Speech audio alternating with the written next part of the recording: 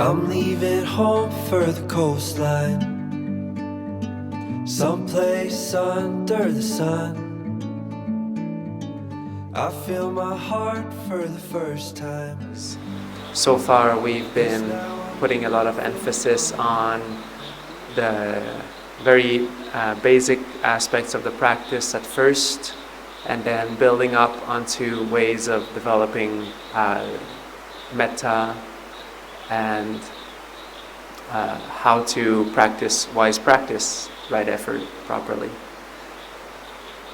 And tonight, I think we are at the point, this is day 5, and I believe this is the point where a lot of people's practice is starting to get deeper in many ways. Actually, everybody here's practice is getting quite much deeper. And one of the really useful understandings and knowledge that we can use on the path is to understand how the mind works and how distractions come about, and more specifically how the mind flows out into various things you're probably familiar with by now. And I would start with a question. Where do you think we normally find our happiness?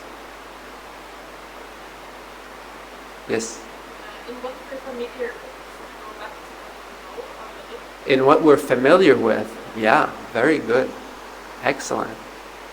Somebody else? Yes? The other side of the point, what's new and exciting? What's new and exciting? Yes, what's new and exciting? Yeah, that's a good one. So what we're familiar with, and also what's new and exciting, these are two ways to see that. Any other ideas? Yes?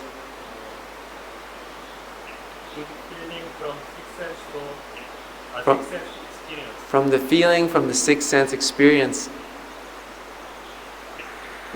Have you studied Buddhism? Bhante? Very good. Yes, yes. That's kind of like cheating, though. Because, we're going to work our way there slowly. But yeah, anything at the six senses, anything at the six sense doors.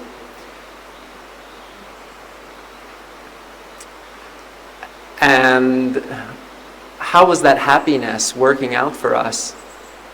Is it reliable? Can you always be sure to get that? No, I see a few people going. So people know. This is a wise crowd. And what happens when what we want gets taken away from us? Isn't that painful? It's not very pleasant. When you, I like the simile that the Buddha used, where it's this man who he's having all these similes, these analogies for the pleasure of the six senses, and the last one is it's like this fruit tree that is laden with fruit. It's filled with fruits, like big fruits, just mature, ready to be eaten. And someone sees the tree and thinks, oh, I want those fruits, and I know how to climb a tree, so I'll just climb the tree and eat the fruits. But while he's in the tree, somebody else comes around and says, I want to eat those fruits too. I don't know how to climb a tree. I'll cut the tree down and then I'll eat the fruits. So that person kind of gets put in an interesting position while climbing up the tree. And so I feel like this is such a common thing that happens to us. We all, the thing is that these this happiness from the six senses, everybody wants it, not just us. And there's a limited resource out there. So, and usually we have to work hard and spend a lot of our earnings into these things. And once it's consumed, it seems that it's kind of, it went by quite quickly. So it often is also a kind of happiness that is satisfying for some time and then leaves us feeling even emptier sometimes. And what have I been telling you in like a backdrop to that on this retreat? What have I been telling you to enjoy on this retreat? Metta, yes. Finding joy in the metta, finding joy in the practice, in developing wholesome states. Because they are self-producing of happiness. It's a different kind of happiness, but it is definitely a happiness nevertheless. And once we actually get good at it, it is far, far better, and it's always there, it's always accessible to us. And where does that happiness originate from? Within. Very good. Were you reading mine? Good. So one of the happiness is originating from outside, and the other one is originating from inside of us. And so a lot of the things we do is actually to go out and to seek out these pleasures. And even though I say meditate, only develop love, well, there's only so much you can do, and you're probably going to still, want to look for these happiness in one way or another, in perhaps more wholesome ways, which is great also. But here, the Buddha is kind of offering us a different perspective in showing us a bit what he's teaching, and this begins with this day when the Buddha was wandering around for alms, and he decided to go into the forest, and he was in his home kingdom, so in the Sakyyan kingdom, and he went to the forest, and somebody else followed him. His name was Dandapani, and he wanted to ask the Buddha a few questions. And so he went to the Buddha as he was sitting down in meditation, and just stood leaning on a stick and not being very deferential, just asked him a couple of questions, saying like, what do you teach, monk? What do you say? And obviously he was not very courteous or very respectful. So the Buddha saw that he also wanted to kind of have an argument about stuff, because that's how it worked in India at that time. People were just debating about ideas and things like that. And the Buddha, I don't think, was really in a mood to debate that day. So he just kind of cut it quite sharp. He said, I teach in a way, friend, that none in this world, with its devas, maras, or brahmas, this generation of samanas and brahmanas, all these monks, all these ascetics, wandering ascetics, of kings and people, none in this world stands a fight. And that this brahmana lives disengaged from sense desires, has gone beyond perplexity, cut away mental agitation, and whatever he does, he is tensionless, uninclined to any kind of conceiving. This is what I say, Brahmin, this is what I teach. There you go. Now come up with something to say after that. because he was looking for an argument, so it was kind of a... When this was said, Dandapani the Sakyan shook his head, pulled his tongue, and frowned his forehead into 3 lines and left leaning on his stick. Now the Buddha goes back to the monastery and tells the story, and then the monks ask, but how is it? What is that statement about? What do you mean, Bhante? Because it's kind of it's a short statement that needs a little bit more explanation in terms of how can one be completely unagitated and completely detached and completely at peace like this. And he says, the propagation of concepts fabricated by the mind, papancha sañña sankha, is the cause of a person's bewilderment. Now this is a bit thick, so I'll read that again. The propagation of concepts fabricated by the mind is the cause of a person's bewilderment. So, whenever we have hindrances and distractions welling up, it is basically because we have trained the mind to do so. And so when these mental fabrications arise, we kind of feed into them and we generate them basically because we're not seeing how this process works. We're not seeing necessarily how to move away from that and how there is a different way. And whenever we have mental agitation, in whatever form that is, whether it's anger, whether it's really wanting something, whether it's anxiety, depression, name it, everything. It is because we are propagating these states of mind within ourselves. We are actually generating these things.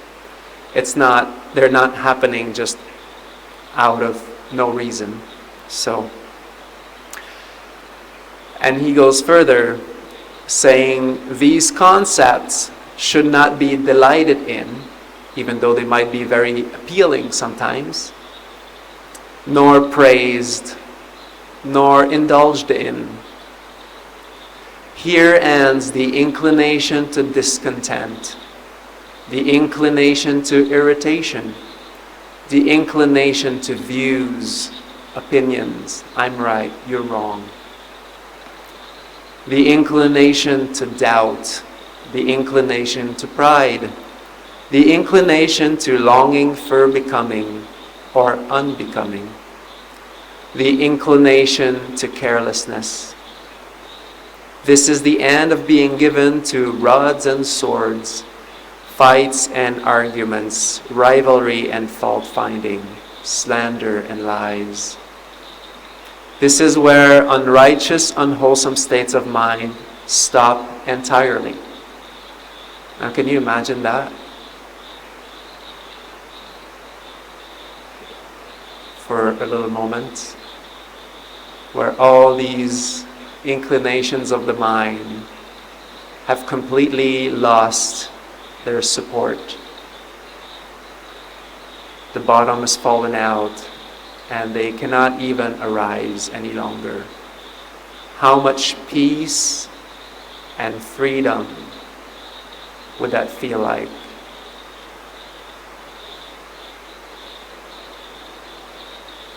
And when all of that falls away, what is left? We don't even want to put a word on it because it seems like it's just perfect the way it is. And that's the teaching of the Buddha. That's what we're cultivating towards. This beautiful clarity, brightness of mind that is unstained, pure. And it remains like that because when we understand things properly with wisdom, nothing sticks. It cannot. There's no ground for these defilements to arise.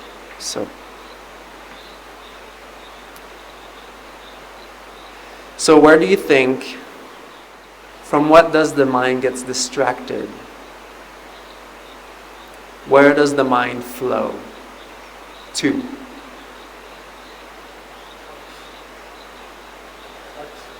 Thoughts? Yes. Thoughts? Yes. Very good. And thoughts are based upon... Very good. Feelings? Feelings. Very good. We have dependent origination professionals around here. Very good. Feelings. So we are feeling something and then we think about it. Did you guys know I was going to read this sutta? Because that's what's coming. Mental connections. Interesting. And it mainly flows out into, Bhante said it earlier, so this kind of cut my cake a little bit short, but into the six senses. So the mind always, what pulls the mind out is always the six senses, and then there's a feeling that arises, and then we start thinking about it. And that is, those answers were all correct. And do you have any idea, and that's really, that's kind of tying the loop, but why does the mind flow to the senses? We basically answered that just earlier. I think we have a body. Yes, yes. Because Because? it thinks that it's worthwhile. Yes, yes, and it thinks that it's worthwhile. Another word for worthwhile, It sees satisfaction. satisfactory. It takes it as happiness. Yes, that's exactly the answer I was looking for. Very good. So the reason for that is that because we're used to find our happiness in the senses. So that's why it keeps going that direction. So yes, it finds it worthwhile and satisfactory. And now in the story, I'm not going to read the whole sutta because it can be chewy sometimes, but basically the story goes that the Buddha kind of says that and then just leaves to his room and doesn't explain any further. And then the monks are like, but we don't understand, Bhante. And so they go to another monk, Mahakachana, and they ask him to explain the meaning. So basically, Mahakachana says, first you should have asked the Buddha, because he's the Buddha. And it's like if you were trying to find heartwood amongst the branches and the leaves of a big, great, healthy, elderly tree that was right in front of you, and you're looking for heartwood, and you're actually like going up in the branches and the leaves and trying to find the core meaning of something, when the Buddha was right there in front of you. But he says, I'll try to explain in the way that I understand it. And so he says, because of the I and material objects, or the I and forms, visual consciousness becomes manifest. So there's this kind of reciprocity that occurs. Just because there's an eye, there are objects, there is light, and there's color, there's shape, and it hits the eye, and then this kind of generates a consciousness. Consciousness arises. I am aware of everybody in front of me. If I want to be not aware of all of you guys, I can close my eyes, but the reality is that's how it is. I don't really have a choice. Let's say I want to see strawberries. Still not seeing strawberries. So I'm only seeing everybody the same way that I was seeing 5 minutes ago. And so right here we can see how interesting it begins. Already it's impersonal. So when the I and shapes come together, and there's a consciousness that arises. Is that personal? Is that you? Are you choosing this?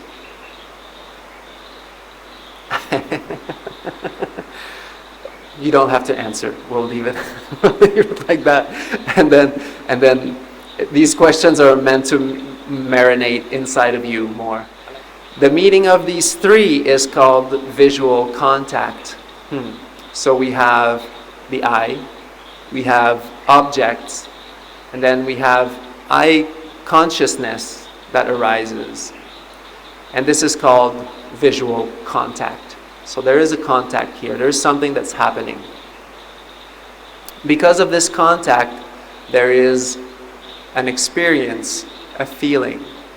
Actually, sometimes this word Vedana is often called feeling. I translate it as experience because it's a bit more closer to our experience. I find everybody has different minds, so that works for my mind. And so this experience is always is either of three things. It is either pleasant, unpleasant, or kind of neutral. Either pleasant or unpleasant. What one experiences, that one perceives. What one perceives, that one thinks about. Does that sound familiar? Yes. What one thinks about, that one mentally propagates. And what one mentally propagates, that is the cause for that person's bewilderment by propagation of concepts fabricated by the mind regarding past, present, and future material forms or objects that can be experienced by the eye. So this is our experience. Now this is of course one sense. We could go through each of the senses, but I'll keep it light tonight, and I think that's enough for us to contemplate upon, because we can just change the words and say, because of the ear and sounds, then sound consciousness, ear consciousness arises. I'm aware of the crickets, and then these three are a contact, they come and impinge on the mind, basically. And from that, there is an experience.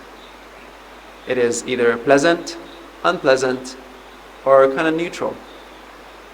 And from there, that is when we start thinking about it. That is when we start thinking, when all of our past experiences and conditionings come up to the surface. Crickets, it's lovely. It reminds me my home in the fields of Quebec, and it's so peaceful there, and I like that sound. If it was something else like a chainsaw, well, probably I wouldn't have the same inclination to think that it's pleasant and peaceful. But nevertheless, all of these things are rooted upon the senses. And the place where it starts to go sideways is when we start to attach. I like it or I don't like it. And start to judge and proliferate about these things. And the reason why there are distractions coming in the mind whenever you're meditating is because this is a flow. This has a lot of momentum. And once the mind starts propagating about a lot of different things, it might stop for a while, but when you stop everything and start meditating for 10 days, then all of the momentum of all of these things that we've been propagating for X amount of time just comes rushing in. And that is why we need a few days to actually calm down, because the momentum, the push of everything that we've been cultivating, propagating, proliferating for so long is kind of coming in full force. So does that sound familiar? Yes. And whether it's good, whether it's bad. So, I mean, wholesome or unwholesome. The good thing about it is that it works for unwholesome things, but it also works for wholesome things. So when we know how this works, we can actually start to reprogram the mind in a wholesome way, with programs and with an operating system that works in our favor, that works in the favor of our own happiness, and that brings us closer and closer to liberation. It's still mental conditioning, like we were talking today on the interview. We have to work with personality and self and identity for as long as we're not fully awake. We're basically learning to reprogram it in a very much more wholesome way until all the programs are kind of lining up to let it go. It's like a self-releasing program, and then at the end, then boom, there's we've arranged everything so that it's becoming more and more like autopilot, intuitive, instinctive, and then I like to call it release autopilot. And basically it just moves out and out and out and out. And there's still a person, there's still the belief in a person sometimes. We get caught, we lose our temper and all that. But more and more, it will take less time for us to realize, oh, what am I doing? Just let go. And taking things not so personally. And how do these mental distractions, how do they arise? So what is the release step about in the 6 R's? Moving our attention? Or, letting go of the distraction. Yes. Yes. Not attending to the distraction. Yes. Yes. Because what happens when you attend to it? It grows. Yeah. So basically, everything, that's one thing I really like what Bhante said, is like, whatever you put your mind on, that's going to grow. And whatever you feed your awareness to, that's going to grow. Because you're feeding it your awareness. And so that's why the release step is really important, because it's the first step, is basically to stop feeding it your attention. It's not complete, but it's the first step.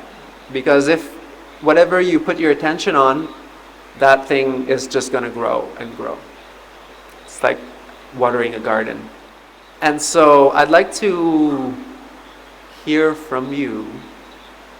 What is your inclination? So maybe, what do you think, what is your main sense door, basically? What is the main sense door that your mind goes to when it's distracted? I'd like actually to get everybody involved, and I'd like to hear from everybody, what do you think it's a funny question. What's your sense door? Have you ever thought of that? The eye. Good. Yeah. What do you think that comes from? Visual arts. But also just caring about form and getting things right. Yes. Is mind? Can you say that? Mind? Yeah. Yes. I would say that. I mean, there's going to be all of them, but but yes, mind also. Yes. Thinking and those philosophers and thinkers and artists, I tell you. Ear.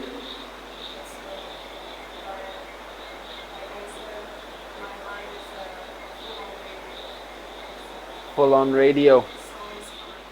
Yes. Yes. Yes, very good. That's the kind of answer that I'm looking for. Very good. So the radio station Āsavā. The flowing out. Yes, I'm familiar with that one too.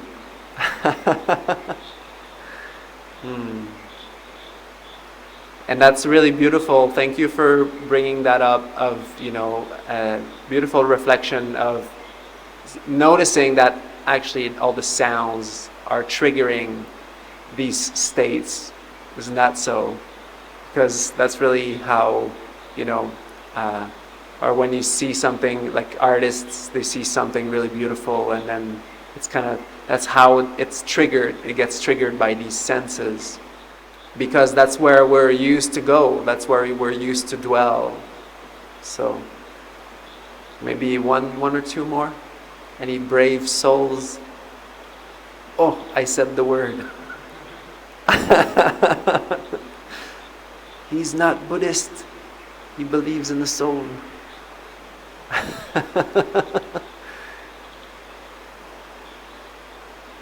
Kokila, what was yours? What is yours? Mind. Mind. Sita.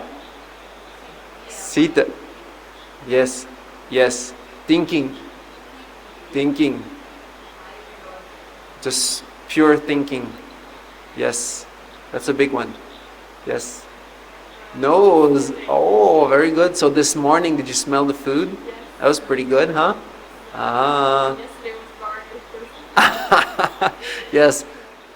Or the smell of the water here.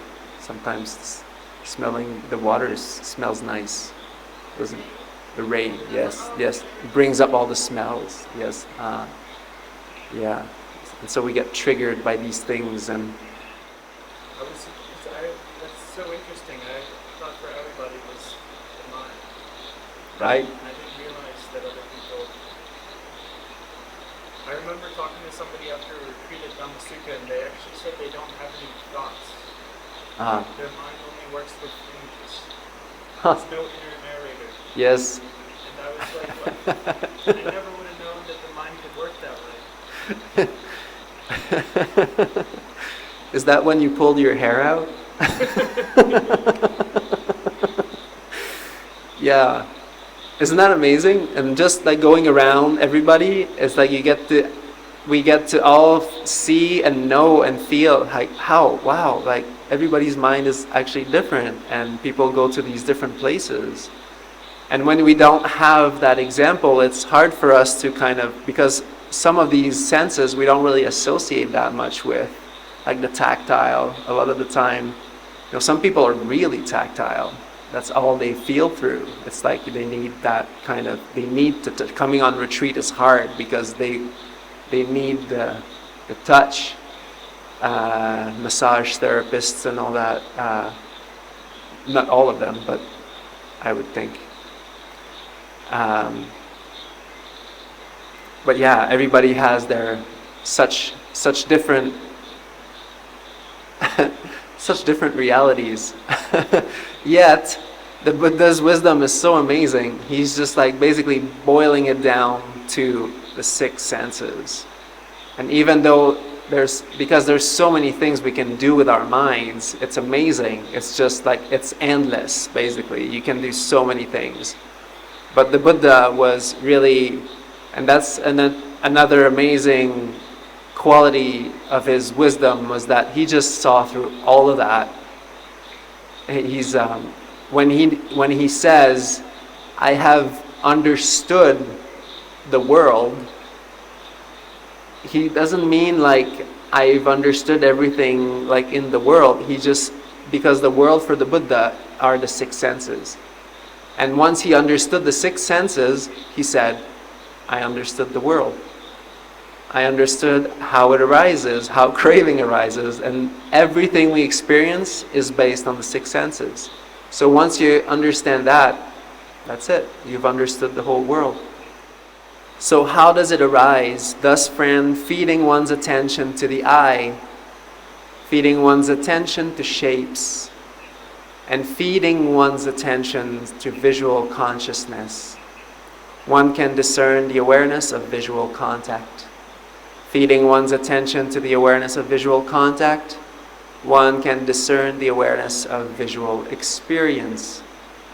Feeding one's attention to the awareness of visual experience, one can discern the awareness of visual concepts.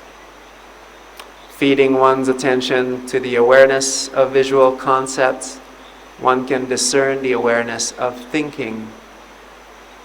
Feeding one's attention to the awareness of thinking, one can discern the awareness of propagation of concepts fabricated by the mind. The propagation of concepts fabricated by the mind, this is called papancha sañña sankha. It's one word. It's just it's a sandhi. It's like a... And the word concepts you've been saying, like concepts fabricated by the mind, is Sankara, papancha sañña sankha, sañña, concept. The word sañña is very, it's another of these words like sankara, which is really difficult to actually pinpoint with our English vocabulary. It's another one of these terms that is like almost impossible to just translate. Because it means, it's basically the Buddha uses it for completely different purposes in different places. Sometimes it means perceptions, but sometimes it obviously doesn't. Or like it can easily mean something else, and perception isn't really cutting it for that moment. And the propagation of perceptions here, fabricated by the mind, wouldn't really convey the real flavor of this. So sañña is also like sañña, like sañña is like with like knowledge, with knowing, basically. Perception. Whenever we put our attention to these things, then these things start to grow. And like we saw in the previous discourse, whatever one frequently thinks about and reflects upon over and over again, this becomes the inclination of the mind. And another really interesting kind of reflection is, can we be aware of all six senses at once?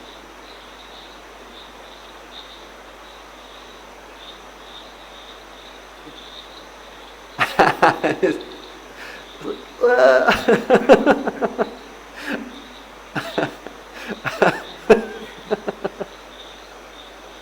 seems to be so. Right? Yeah. But it is said that only one thing happens at a moment. Yes. Visual consciousness arises. Mm-hmm. Maybe it is so fast that we can't. Yes, so fast. Yeah, nervous system is pretty insane. It's a pretty insane machine. They said there's 11 million bits of information per second entering the nervous system. 11 million bits of information per second in the nervous system, entering Like the 10 nervous million system. is from the eye. 10 million from the eye. The other million are from the other 5 senses. That's just the external senses. And is the eye predominant? The eye is predominant by far. Like half the brain is devoted to registering the eye. And we can only consciously process 50 bits per second.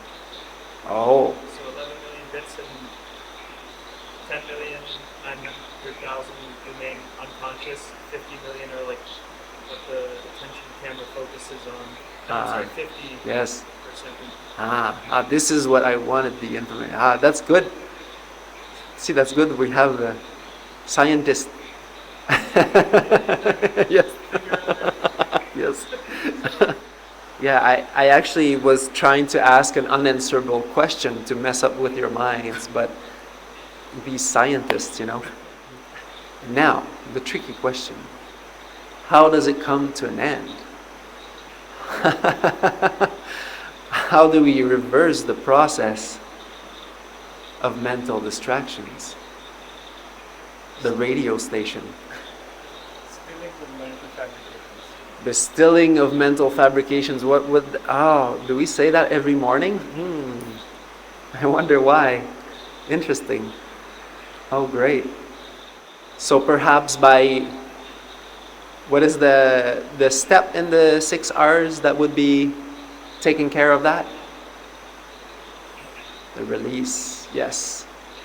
So not feeding your attention onto that particular sense. And another word for that this is basically an exposition, a detailed definition of Viveka, of letting go. That Pali term that means detachment, of letting go. I call it letting go personally. I like that translation because the root Viveka comes from which is kind of like, it means kind of like to cut away, to detach, to let go. In our vocabulary nowadays, that's what that means. And this is really an exposition on Viveka. And Viveka is so important in our practice because when we understand that the mind, it just flows to all the senses, then when we understand that, we have great mental clarity and power, and we know how to let go and not feed into all of these things. And some venerable was asking me how to remain mindful while eating today. Which actually is a really good question. But I thought this Venerable Mahakachana could answer this for him. Not feeding one's attention to the eye, not feeding one's attention to shapes, one feeding one's attention to visual consciousness. One cannot discern the awareness of visual contact. Not feeding one's attention to the experience of visual contact, one cannot discern the awareness of visual experience. Not feeding one's attention to the awareness of visual experience, one cannot discern the awareness of visual concepts. Not feeding one's attention to the experience of visual concepts, one cannot discern the awareness of thinking. Isn't that great? Not thinking. Not feeding one's attention to the awareness of thinking, one cannot discern the awareness of propagation of concepts fabricated by the mind. And so it goes for each of the 6 sense doors. So while eating is the same thing. Basically not feeding our attention to whatever experiences arise as we eat, whether it's the touch, whether it's the taste, whether it's the smell. It doesn't mean not to enjoy it. It just means to be mindful of what the mind is doing, looking at what the mind is doing. And is it actually thinking about it, adding on to the experience, and proliferating, thinking, propagating about the experience, or is it just experiencing? And this is where maybe later this retreat hopefully I'd like to give a talk on the Satipathhana as the 4 resting places of awareness. And that is where we find the 4 resting places of awareness, when it stops at sensation. It doesn't move beyond that. It experiences, and that's it. It doesn't think about it. It doesn't propagate about it. And the mind, because it does that, it's so bright, the experience is so much more clear and sharp that it's actually a lot more enjoyable. Not more enjoyable in the sense that you're actually like, you know, like just like throwing things in the air. No, not like that, but it's because the mind is so much clearer that it is able to experience. It is fully with the experience. So of course there is more to experience. There is more of the flavor. There is more. But for a liberated mind, it doesn't cling to these things. So it won't be affected. Life actually, this is another place where we can look a different perspective. We can look to see how a liberated mind feels. For a liberated mind who's not propagating and proliferating concepts and ideas and opinions about everything that they see and everything that they experience all the time, it feels so good. It's so light. Everything is just so light. There's no need to heavy down the mind with thinking, with opinions and ideas and your preferences, and all this is just heavying down the mind so much. And then the mind becomes free and it actually enjoys and experiences life. And it's not attached to it. It doesn't care. But life is just so much better. So, yes. Yes, please. Yes. So one time they, I think the Sangha in England or something, invited the successor to Anatta to opening a monastery of some big ceremony. And they sat him down on this nice platform and they got this food set up going, dozens of people, and we're working and making everything beautiful and very nicely organized. And it might have been a cantina or some opening, some Sañña. They're just doing all these things and he's just like chilling, relaxing. And then someone comes up and asks him, "Oh, Bhante, what do you think of all this?" And he just said, "Thank you." Yes. Yes. Yes. That's great. Yeah. He's not even there, you know. He's not even there. What do you think of this? What? Thinking? I like that story of that old Tibetan monk who was basically almost paralyzed. He couldn't walk very well anymore, and he was just, in this really remote town in Tibet, and some random Westerner came and asked the question, aren't you sad to know you're never gonna be able to leave this place? You're never gonna be able to go anywhere anymore. And you don't really have a choice. You're kind of stuck here. It's like, no, that's okay. I like it even more, especially when I don't have a choice.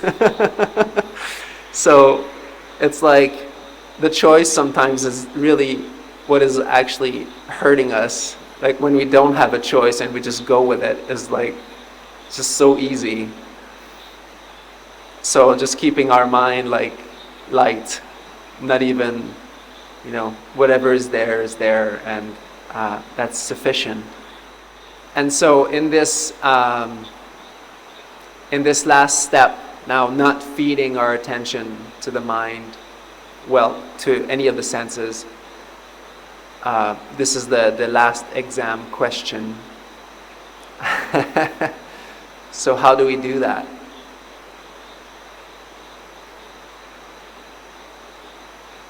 It's a tough one.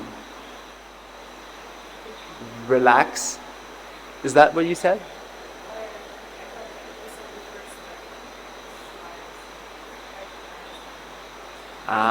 Recognize, release, relax. Yes, that sounds like pretty much the answer I'm looking for. And then there's other three things. Yes. We smile, return into the loving kindness, and repeat. Very good. And do you think the joy, what do you think the joy does in there? Like re-smiling. So that we're not hungry. Fills us up so that we're not hungry for other things outside. So it kind of seals us up, brings it all in here. Very nice, very good. And the mind, the joyful mind, sheds its defilements also, maybe. Kind of. So, because, a lot of the time people think that joy doesn't have much to do with the letting go process, but it does. It's actually quite important. In the 7 supports of awakening, when joy arises, the body and the mind calm down. That's what the Buddha says. So joy is part of the letting go process. It's like that little slide. It's like just sliding all distractions out and away. This water slide. So good. And the love, well, I think everybody understands. Okay. I'm seeing squinty eyes now, so we'll just get moving. Okay, so now it's the end, and the Buddha gave this discourse, and Venerable Ananda is very impressed. And he goes, Bhante, just as a man overwhelmed and weakened by hunger would walk up to a ball of honey, wherever he would taste it, he would get a sweet and delicious taste. In the same way, Bhante, wherever one is, if a wise monk or any wise practitioner were to call to mind and investigate the meaning of this exposition on the Dhamma with discernment, they would gain gladness of heart and peace of mind. Bhante, what is the name of this exposition on the Dhamma?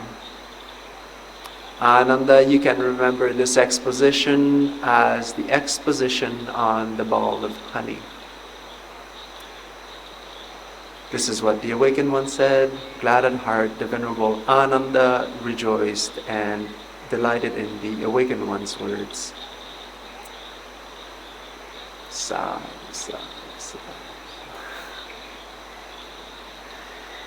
And so keeping that in mind, and starting to see, this is what we call wise understanding, and we're going to start chewing at it more and more on the retreat, because now all the basics have been talked about, and the way that we get deeper in this practice is by understanding the inner workings of the mind. And so when we call this samma ditti, which is right view, wise understanding. And the more we understand things properly, the more we are able to let go of distractions. So this is the goal tonight of this discourse, to help us all along to shed even more of these things that we can build up on these 6 senses all the time. And just to know how it works, the mind already gets lighter.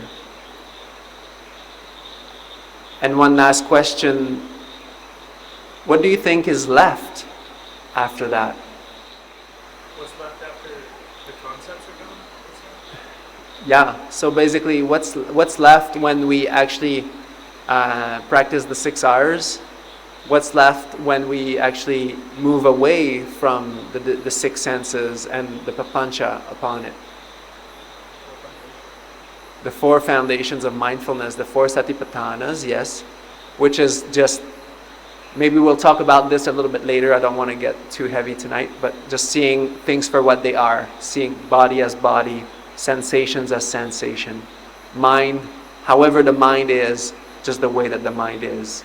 And then principle of Dhamma as principles of Dhamma, not adding on to it. But also for our direct purpose here, I wrote personally, I said devotion to the divine, basically, because we're practicing the Brahmaviharas, and what is left is the Brahmaviharas.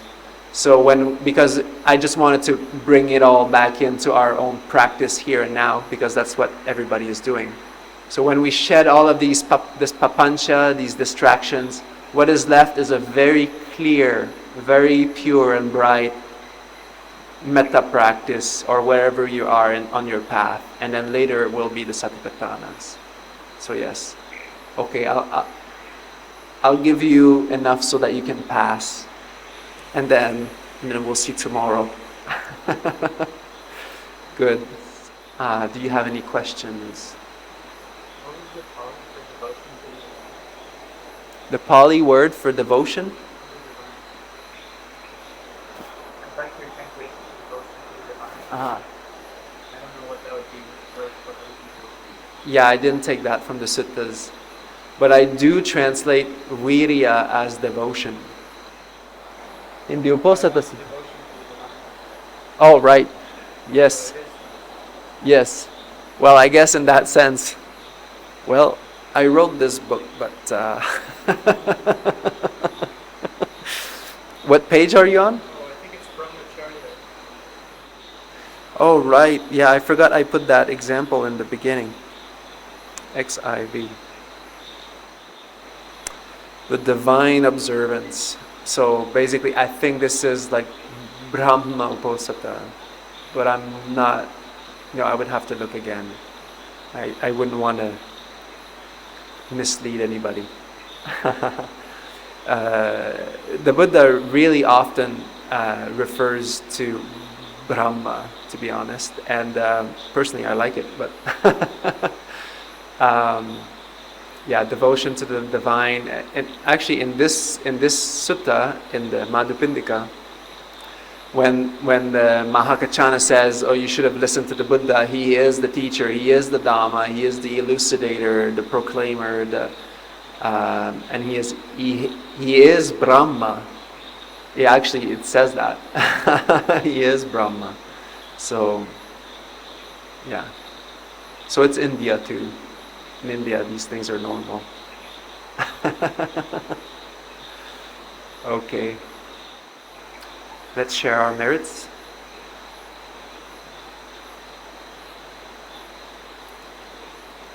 May suffering ones be suffering free, and the fear-struck fearless be.